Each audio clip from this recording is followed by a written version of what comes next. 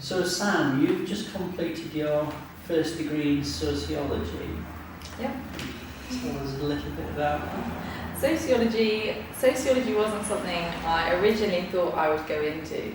From all throughout my A-levels, I was actually set on going to university and studying fine art.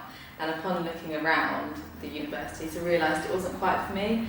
And I mean, I continued painting throughout my degree as in a more of a hobby, and I will continue in the future, obviously. But I think actually doing sociology has been a bit of a blessing. It's opened me up to put me in the right direction, because I do think that I would like to be involved in more community work, and it's enlightened me to some social issues and ways you can get involved in the world that I would not have thought of at first glance. Yes, yeah, because the artist's life can be more sedentary and lonely than that. Yeah, really want to focus on doing something.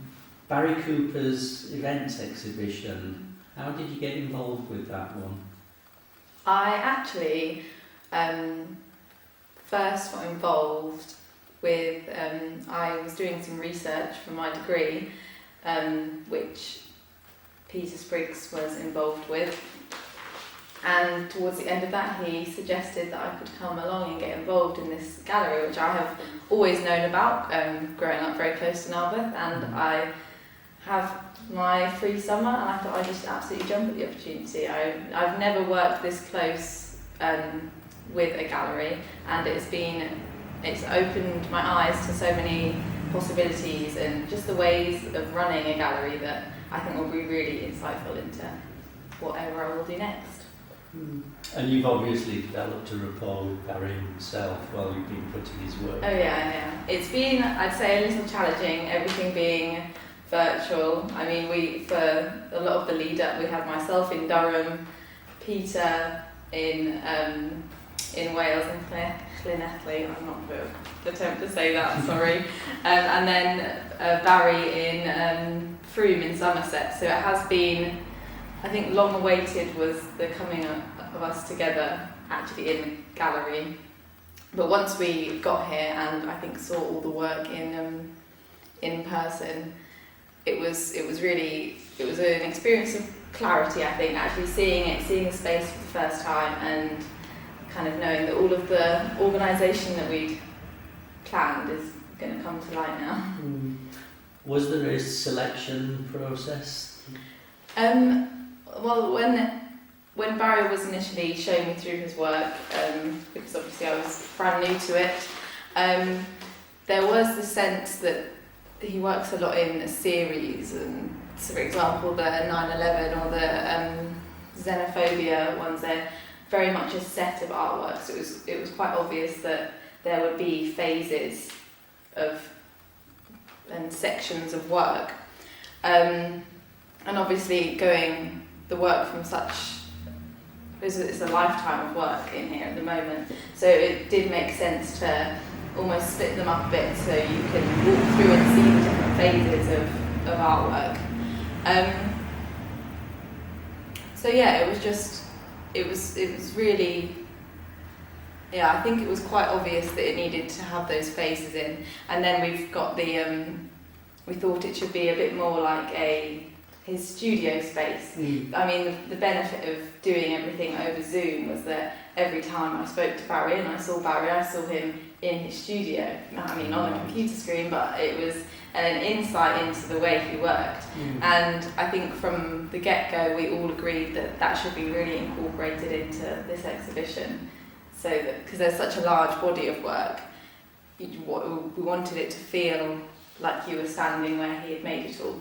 Yes. And is this the first exhibition you've curated? Yes. Really? Yeah, it's been really, really exciting, and I couldn't have done it without, I mean, it really is a collaboration between Peter, Barry and myself. They've given me the space that I needed to come up with my new ideas, but also I've been able to lean on them because they have such a lifetime of experience that I could just never have at this stage. So it's been really, really insightful. Well, I know Barry said that you've been integral to this exhibition, which is quite an accolade from an artist. I know, I'm really, really honoured, and I'm so glad I did take this opportunity. I couldn't have thought of a better way to spend my summer. This is my summer holidays, you see. You've done him proud. Did the lockdown interfere with original plans that you had with Barry for this show? In terms of workshops that we had planned, we did initially have some plans to have Barry painting in the gallery as an event in itself, if you like, which we had to adapt slightly because of COVID regulations and things like that. But it's all been made possible through. I mean, that is still going ahead in effect. Just it will be filmed and it will still be recorded as this event. So we have had to adapt. I don't think it's stopped anything that we thought we could have. Yes, I suppose it's emphasised different elements of the show and the process of putting an exhibition up for you.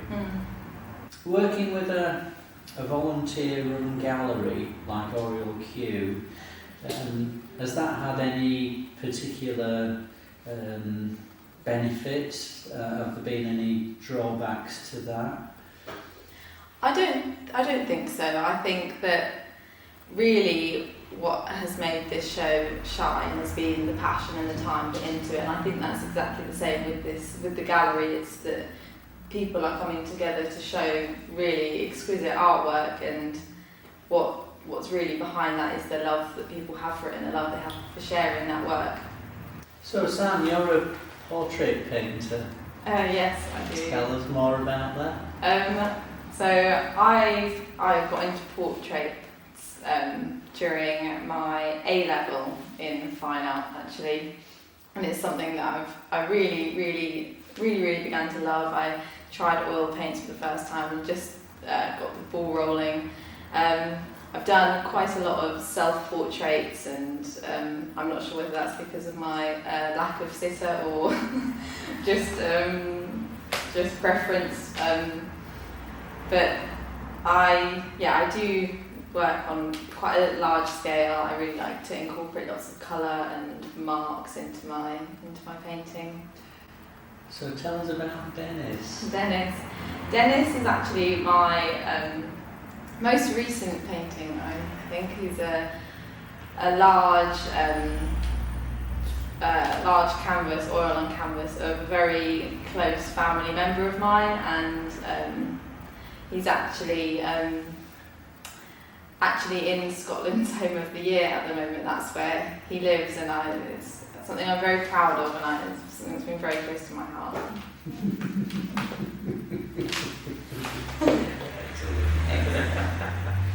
Zoom became a tool for organising this project.